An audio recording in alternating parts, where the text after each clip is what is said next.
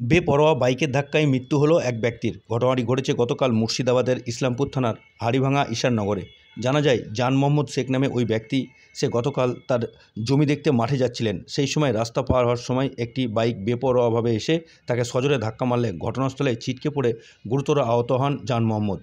তারপরেই স্থানীয়রা তাকে তড়িঘড়ি সেখান থেকে উদ্ধার করে ইসলামপুর হাসপাতালে চিকিৎসার জন্য নিয়ে গেলে সেখানে চিকিৎসক তাকে প্রাথমিক চিকিৎসার পর বহরমপুরের মুর্শিদাবাদ মেডিকেল কলেজ হাসপাতালে রেফার করলে সেখানে চিকিৎসারত অবস্থায় গতকাল সন্ধ্যে নাগাদ তার মৃত্যু হয়। তার মৃতদেহ আজ সকাল 7:30 নাগাদ ময়নাতদন্তের জন্য পাঠানো হয় বহরমপুর মর্গে।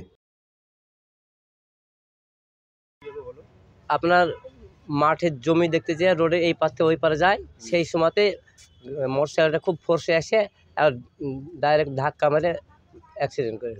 কোন জায়গায় হয়েছিল এটা? হাড়িভাঙা ঈশাননগরের মাঠে ক্যালভেটের গোড়ায়। আরেকবার বলেন। হাড়িভাঙা ঈশাননগর, ইসলামপুর থানায় হাড়িভাঙা ঈশাননগর মাঠে ক্যালভেটের পাশাপাশি মোটরসাইকেলে ধাক্কা মেরেছে। মোটরসাইকেল ধাক্কা মেরেছে। তারপরে কোথায় ভর্তি করে? তারপর আমরা ওখান থেকে পাবলিক সব ওই একটা অ্যাম্বুলেন্স আসছিল ওই দিক থেকে, ওই গাড়ি তুলে দেয়। আমরা ওখানে খবর পাই, সঙ্গে হয়েছে ইসলামপুর নিয়ে আসি, ওখান থেকে ফায়ার খায় বহরমপুরে পাঠাই মেডিকেল। কখন মারা গেছে? ওই সন্ধ্যার একটু আগখানে, সন্ধ্যা টাইমে। সন্ধ্যে নাগাদ। সন্ধ্যা কি নাম যে মারা গেছে? জান মোহাম্মদ মন্ডল। জান মোহাম্মদ। কোথায় বাড়ি? বাড়ি হাড়িভাঙা ঈশাননগর। আচ্ছা। আর হয়েছে ওখানেই? ওইখানে হয়েছে, মানে ওই গ্রামের রাস্তার মধ্যে? গ্রামের পিছনের রাস্তায়। আপনার নাম? আমার নাম মোহাম্মদ মাইনুল।